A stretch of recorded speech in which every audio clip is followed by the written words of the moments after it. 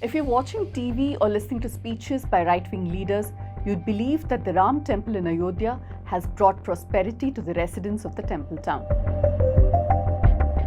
That may be true for some, but not everyone's getting a share in the pie. The cost of building Ayodhya has cost many residents many things. Their land, livestock, livelihoods, and their homes. Also, a large tract of these lands are being sold to companies like the Adani Group. So beyond the temple, what is the Ayodhya land story? Let me explain. After the Ram temple construction started, Ayodhya is getting redeveloped. Wider roads, new buildings, an overhaul of the drainage system, and a new flashy airport.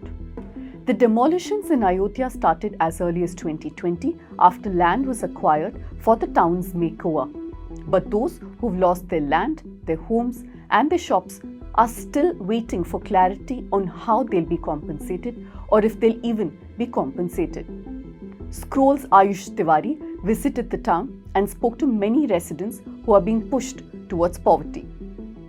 According to Nandlal Gupta, the president of a local traders body, because of widening of Ayodhya's roads, many of which are now double in size, at least 4,000 homes and shops have faced either partial or complete demolition. And this has impacted around 40,000 people. Ayush found that compensation is inconsistent, but nobody has been compensated as per the prevailing market value. While every family in Chakratit, a predominantly Brahmin locality, has received compensation for the demolition, there's no clarity over how the amounts were calculated. Many others belonging to OBC caste groups like Yadavs have received much lower or no compensation. And several others in Ayodhya whose land have not yet been acquired have been living in constant fear of losing their properties.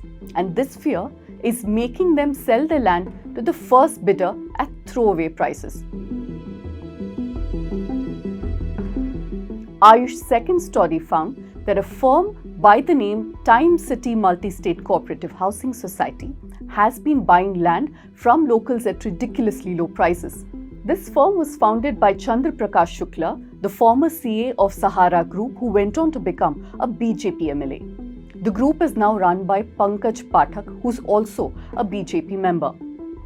Between the years 2021 and 2023, this firm was involved in 31 land deals in and around Ayodhya. And they sold some of this land to subsidiaries of the Adani Group at prices almost 3 times of what they acquired them for, and made a windfall profit from the deals.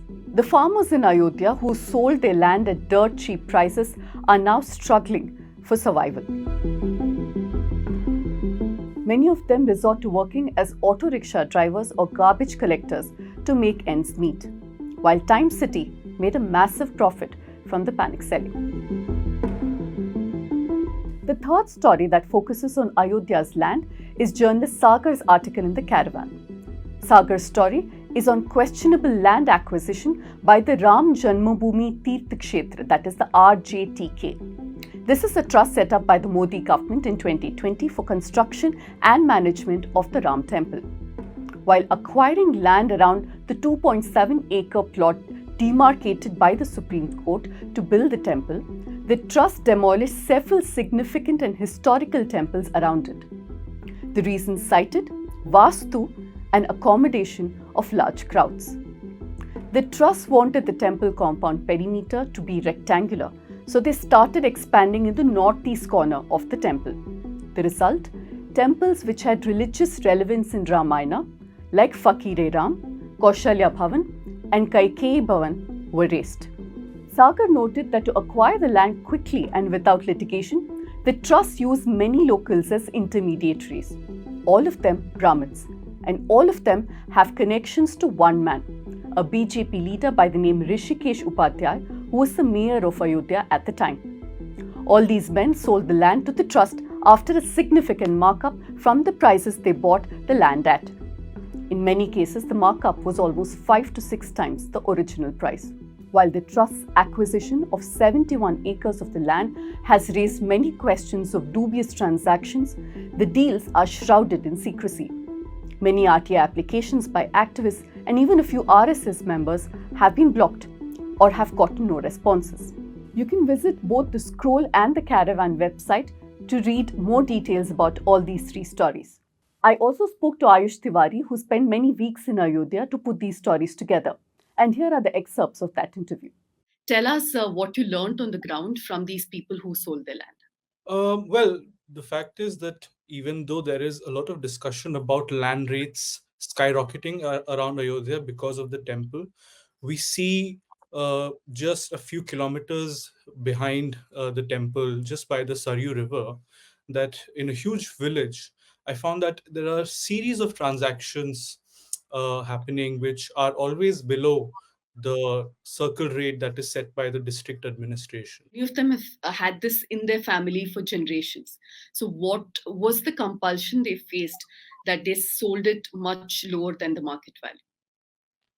Well, again, part of the reason why people are sort of compelled to sell their land is that the government is taking a lot of this land to build, a host of things, because there is a whole master plan for Ayodhya for 2031, which includes museums and roads and a lot of sort of religious tourism sites. The government is aggressively buying land around the city, and so that means that most of these villages which are around Ayodhya, sort of farmers are worried that they not only would they lose their land, but the state government has shown a sort of pattern of behavior where they think that they will not be properly compensated. So that is the reason why they think that instead of the government buying the land and them getting nothing or a couple of lakhs, they'd rather just sell it and make a little more money. So, what is the disparity between how much they would have gotten if it was the market value, as opposed to how much they sold it for? What is the So, margin that? right. So, for instance, a square foot of land in Ayodhya, in my conversations with uh, local farmers there, costs around rupees 800 a square foot. That is the sort of prevailing price. But a lot of them have sold it for rates that are way, way less. I mean, I've met farmers who've given away their land for rupees 5 per square foot. And the reason for it is, as I said, but it doesn't even, it's not even a portion. It's literally really a very negligible rate of what is the prevailing price. One family I met, after their land was given away to a private firm, the younger son, who's about 30, he started driving an e-rickshaw. Or some people who have lost and have sort of no people who've lost their homes, for instance, are living in a rented accommodation, or they've built a small hut, like a temporary makeshift hut in another part of the town. The land acquisition didn't happen just now. For about 2 years now, people have been losing land from as early as 2021. So, have people received their compensations? Are there people still waiting for their compensations? There is no set pattern, because everything is all over the place. In one of my December stories, I said that there is no policy that the state government seems to be following. But what I could tell was that the land that has been acquired by the trust, the Ram Mandir Trust, which was vested by the Supreme Court to make the temple, for that 8 families who lost their homes have received no compensation at all, not a penny. But people whose homes have been demolished for, as I said, land for the widening of roads, they've received a couple of lakhs or a lakh. But again, even in those compensations, you do not see a pattern. Sometimes a person with a smaller piece of land gets more money, someone with a bigger piece of land gets a smaller amount of money. But what is consistent is that this money is always less than these families say the loss that they've incurred. So if it's 20 lakh, that is the cost of the demolition of the homes, they would receive 2 lakh or 3 lakh, which does not seem to cover for the loss they've incurred. Before you go, a quick appeal from all of us here at the News Minute. We've been practicing independent journalism. It's not been easy and it's getting increasingly challenging.